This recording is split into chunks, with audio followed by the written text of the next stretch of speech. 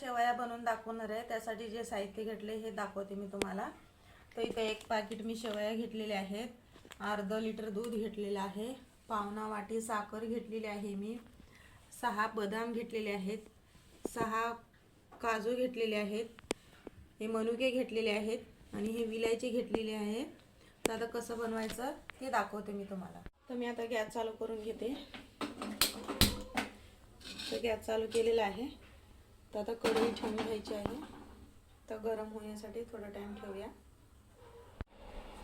तर आता आपल्याला इथं हे तूप घालायचं आहे 1 चमचा। तर 1 चमचा तूप घालून झालेला आहे। शेवया आपल्याला ह्याच्यामध्ये भाजून घ्यायच्या आहेत।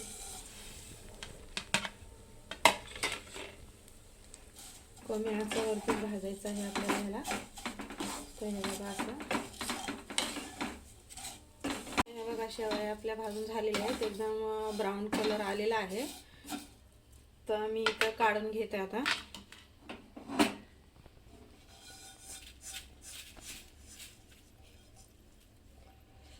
आणि परत कढई ठेवून घ्यायची आहे आणि त्याच्यामध्ये 1 चमचा तूप घालायचं आहे।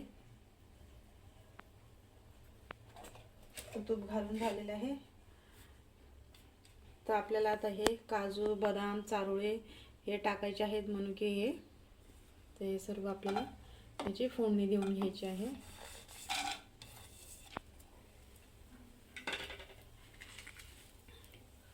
तर ह्याला असं मध्ये मध्ये हलवत राहायचंय।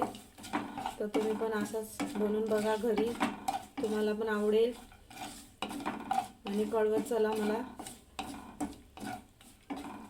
हे बघा असं मी सपोर्ट पण करत चला। आपले हे काजू, बदाम हे सर्व भाजून झालेले आहेत। तर आपल्याला हे अर्धा लिटर दूध घालायचं आहे।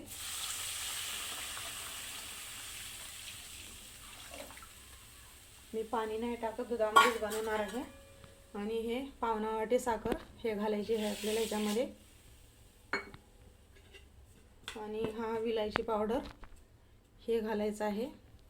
आणि आता याला उकळी काढून घ्यायची आहे। उकळी आल्या नंतर आपल्याला शेवया घालायच्या आहेत। उकळी आलेली आहे बघू शकता। तर आता आपल्याला हे शेवया आहेत ना हे घालायचे आहेत आणि गॅस स्लो करून घ्यायचा आहे, मंद आचेवरतीच करायचं आहे याला। हे बघा, तर इथं शेवया घालून झालेले आहेत आणि याला असं हलवत राहायचं, खालीवरी करायचं आहे। आणि आता आपल्याला हे एक 5 मिनिटं शिजून घ्यायचे आहेत। A few moments later. तर इथं 5 मिनिटं झालेली आहेत। तर आपल्या शेवया शिजून तयार आहेत।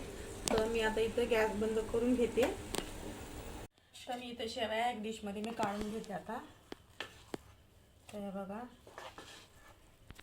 असं, तुम्ही पण असंच बनवून बघा। ही रेसिपी तुम्हाला पण नक्कीच आवडेल। तर हे बघा असं, तर मी इथे डिश मध्ये काढून घेतलेली आहे। तर तुम्हाला ही रेसिपी आवडली असेल तर लाईक करा, शेअर करा आणि सबस्क्राईब करायला विसरू नका।